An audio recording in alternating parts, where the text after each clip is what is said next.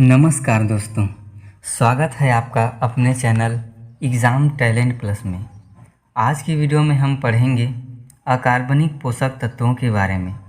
पिछली वीडियो में हमने देखा था कार्बनिक पोषक तत्वों के बारे में, जैसे कि कार्बोहाइड्रेट, वसा और प्रोटीन।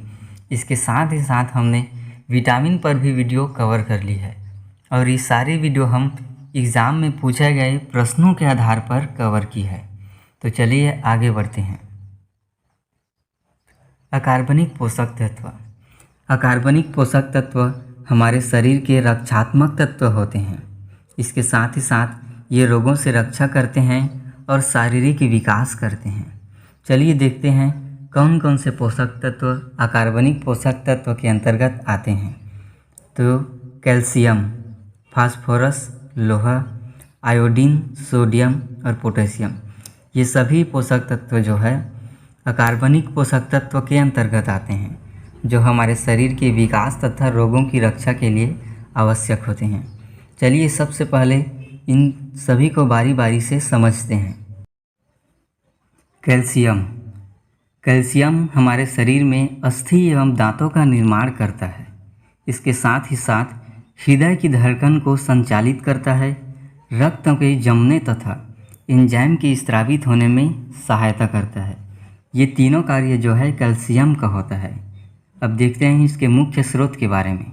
तो कैल्शियम के प्रमुख स्रोत हैं दूध, हरी पत्तेदार सब्जियां, बाजरा, मक्का, चावल को छोड़ करके अनेक प्रकार के अनाजों में यह प्रचुर मात्रा में पाया जाता है। आगे देखते हैं इसकी कमी।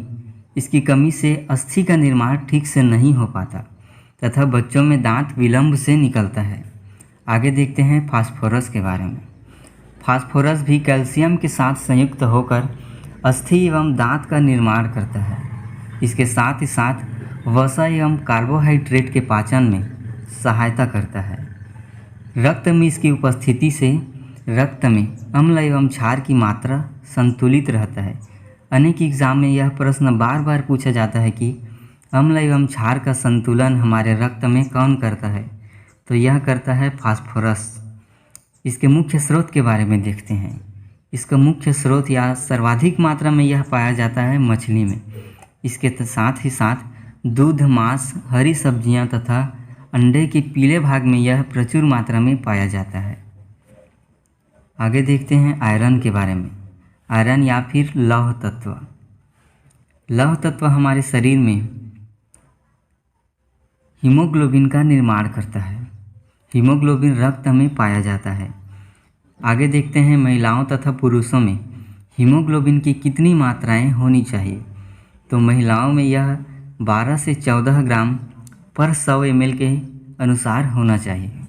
पुरुषों में 14 से 16 ग्राम होना चाहिए। इसके मुख्य स्रोत देखते हैं। तो इसका मुख्य स्रोत है पत्तेदार सब्जियां, जैसे कि पालक और मेथी। इनमें यह प्रचुर मात्रा में पाया जाता है। अगर आप इस प्रकार के भोजन का सेवन करते हैं तो कभी भी आपके रक्त में हीमोग्लोबिन की कमी नहीं होगी। इसकी कमी से होता है हीमोग्लोबिन की मात्रा कम हो जाती है। यदि हमारे शरीर को आयरन नहीं मिल पाता तो रक्त में Hb की मात्रा कम हो जाती है, जिसे अरक्तता कहा जाता है। आगे देखते हैं कि व्यक्ति को एक दिन में कितने मिलीग्राम लौह तत्व की आवश्यकता होती है। तो एक वयस्क व्यक्ति के लिए एक दिन में 20 मिलीग्राम लौह तत्व की आवश्यकता होती है अपने दैनिक जीवन में। आगे हम देखते हैं आयोडीन के बारे में। आयोडीन थायराइड ग्रंथि में थायरॉक्सिन हार्मोन उत्पन्न करता है। इसका मुख्य स्रोत होता है आयोडीन युक्त नमक तथा इसकी कमी से थायराइड ग्रंथि का आकार बढ़ जाता है, जिसे गोइटर या घेंघा रोग कहा जाता है। इससे व्यक्ति के गले का आकार बढ़ जाता है। ठीक, ये हमने जितना भी ये कवर किया है ये सारे एग्ज़ाम में पूछे गए प्रश्नों के आधार पर किए हैं। ठीक, आगे बढ़ते हैं।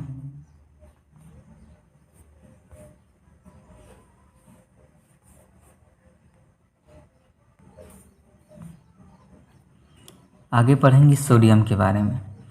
सोडियम हमारे शरीर में हार्ट बीट को संचालित करता है। इसके साथ ही साथ जल की मात्रा का नियंत्रण करता है।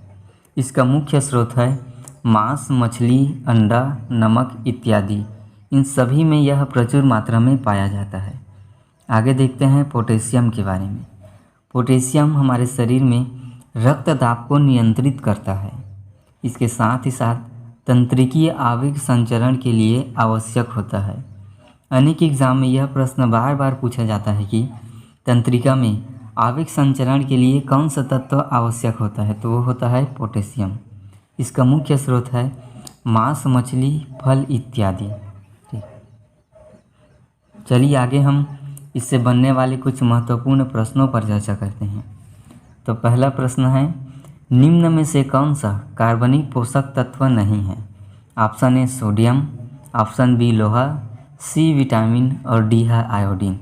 तो उपयुक्त चारों ऑप्शंस में से सोडियम, लोहा और आयोडीन, यह तीनों जो है सोडियम, लोहा, आयोडीन, यह तीनों जो है कार्बनिक पोषक तत्व नहीं है।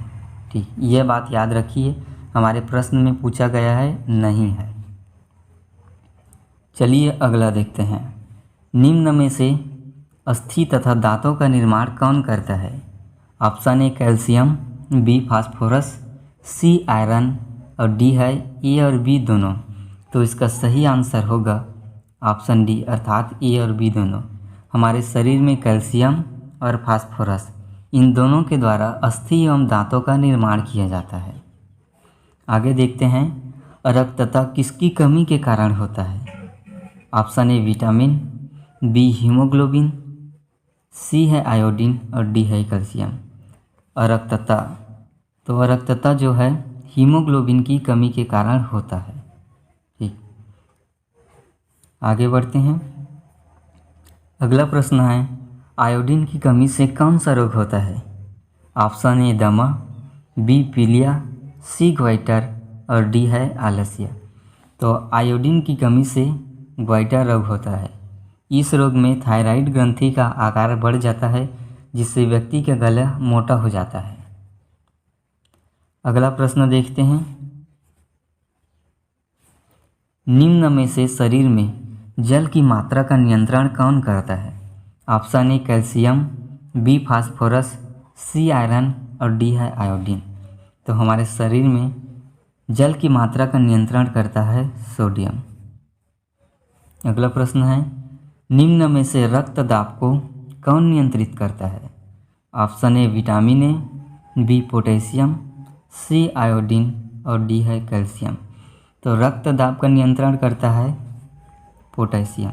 ठीक, आयोडीन जो है हमारे शरीर में गोइटर रोग से बचाता है, कैल्शियम अस्थि एवं दांतों का निर्माण करता है, जबकि विटामिन हमारे शरीर की रोगों से रक्षा करता है। चलिए अगला प्रश्न देखते हैं।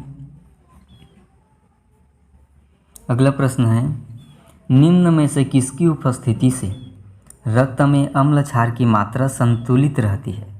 Option A calcium, B phosphorus, C है आयरन और डी है सोडियम। तो हमारे रक्त में फास्फोरस की उपस्थिति से अम्ल एवं क्षार की मात्रा संतुलित रहती है। अगला प्रश्न है, एक वयस्क व्यक्ति के लिए एक दिन में कितने लौह तत्व की आवश्यकता होती है? ऑप्शन ए 30 मिलीग्राम, बी है 25 मिलीग्राम, सी है 15 मिलीग्राम, डी है 10 मिलीग्राम और ई है 20 मिलीग्राम। तो एक वयस्क व्यक्ति के लिए एक दिन में 20 मिलीग्राम लौह तत्व की आवश्यकता रहती है। अगला है, सर्वाधिक फास्फोरस का स्रोत कौन सा है? ऑप्शन ए फल, बी मछली, सी है आम और डी है अनाज। तो हमने पढ़ा है कि मछली में सर्वाधिक मात्रा में फास्फोरस प्राप्त होता है। तो ये सभी प्रश्न एग्ज़ाम में पूछे गए तथा इसी प्रकार के प्रश्न एग्ज़ाम में पूछे जाते हैं। तब तक के लिए जय हिंद, जय भारत।